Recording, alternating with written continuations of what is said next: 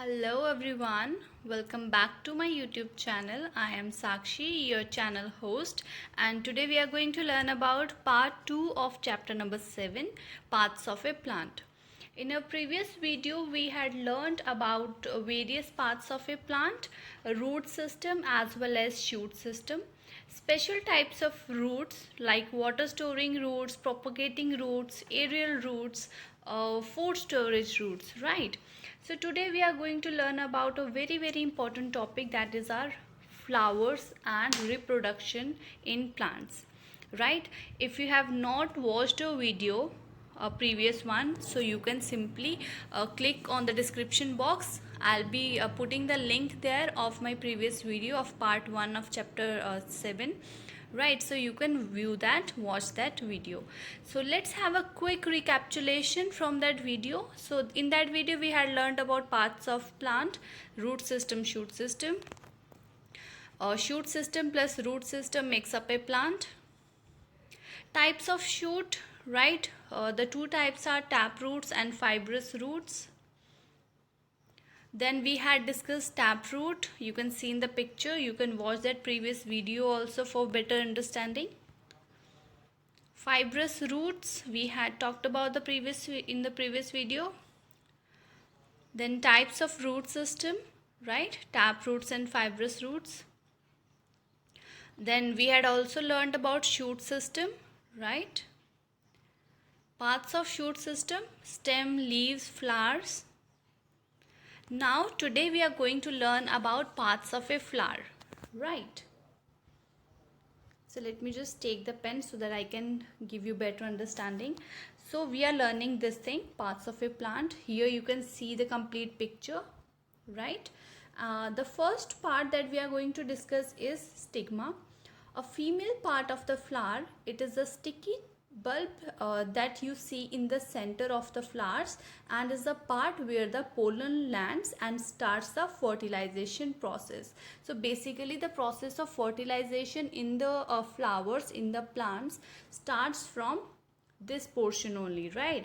This stigma you can see here.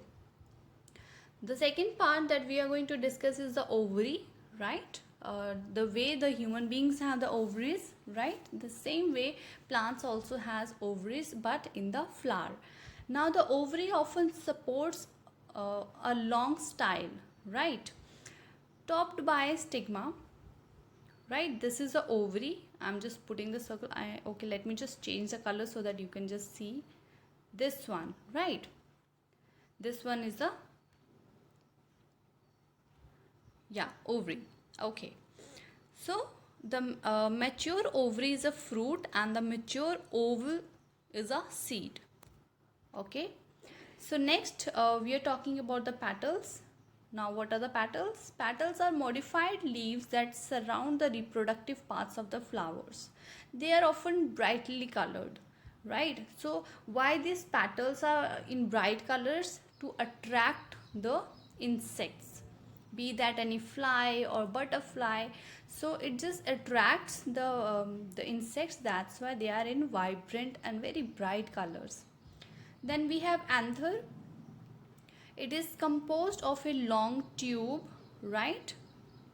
So this is your anther. It has a long tube here. If you can see this tube, a very long tube, and at the top that yellow portion is the anther, called a filament. The long tube is known as filament and has a pollen producing structure on the end. It has a pollen producing structure, means it produces the pollens. So it is an oval shaped structure and is crucial in the reproduction of flower plants as it produces pollens. Now the pollens have very important role. We will learn in the next slide. The last is okay, so the last is receptacles. The part of a flower stalk where the parts of the flower are attached. So the bottom, this, okay, this is receptacles. Okay, so the next. Now we are talking about the roles, right? The roles of flowers in the reproduction. Right, now what is the role of flowers in reproduction of plants? So flowers help plants to produce more of their own kind. Basically, this is the main function, that it helps the plant to produce the same species of the plant, right? So look alike, we can say. So to produce a new plant, the flower plays a very important role, and this process is known as reproduction. The second is stamen. Stamen is the male part of the flower. Pollen grains are produced inside the stamen, right? Then comes your pistil. Pistil is the female part of the flower. The male part of a flower is the stamen, right? Because it produces the pollen grains, and pistil is the female part of the flower. To make a fruit, pollens from one flower is carried to another flower, be by wind, water, or by small insects, right? Large and bright flowers attract insects by the petals. While feeding on the nectar and pollen, the insects pollinate the flower. Try to understand this. Flowers are the one which are helping plants to reproduce, right? Now the first is male part that is required here, and that is known as stamen in the flowers, right? Stamen is a male plant in the flower because it produces pollen grains. Try to understand this. Second one is a pistil, which is required in this process. That is a female part of the flower, okay? To make a fruit, we have the flower already. To make the fruit out of that flower, so that the fruit can generate the seeds to grow the new plants, right? आपको पता है ना कि flower के बाद fruit बन जाता है और फ्रूट के अंदर ही सीड्स होते हैं, तो वही सीड्स का हम नया प्लांट बना सकते हैं, right? Through the process of germination. तो वही सीड्स लेने के लिए the fruit has to be there. So what is happening now? We have a flower, and these stamen or pistil are helping us to make a fruit, okay? To make a fruit, pollen from the one flower is carried to the other flower. Is carried to the other flower by wind, water, or by small insects. Okay, so medium can be any. Maybe sometimes there is manual reproduction also, where human beings are doing this process. There is no wind, no water, no insects, so human beings are touching those stamen and pistil together to do the pollination, right? Okay, so this way the insects pollinate the flowers. Now flowers wither off. Wither means वो flower की जो पंखुड़ियाँ होती है वो गिर जाती हैं और उसका fruit बन जाता है, right? Flowers wither off after pollination to form fruits that bear seeds. Okay, so flowers wither off after pollination to form fruits that bear seeds.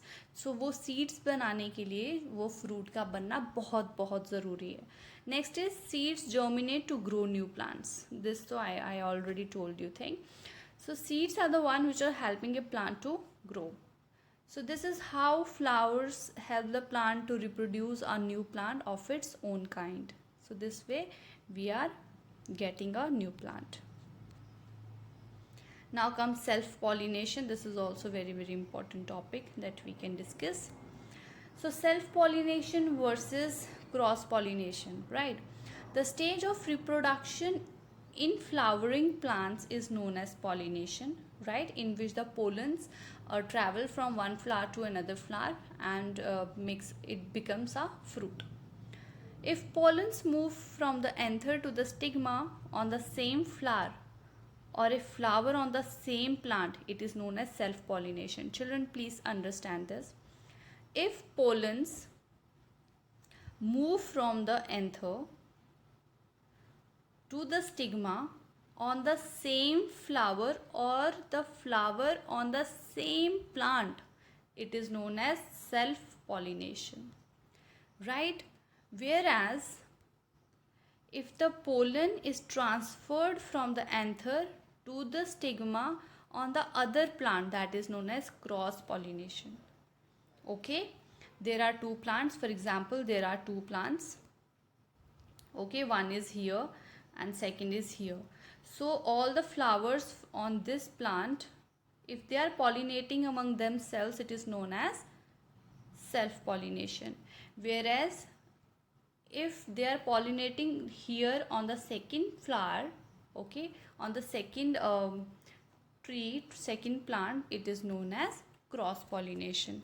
I hope it is clear. If still you have any query, you can ask me in the comment section. And if you really liked my video, please like, share and subscribe. Thanks for watching. Have a great day ahead.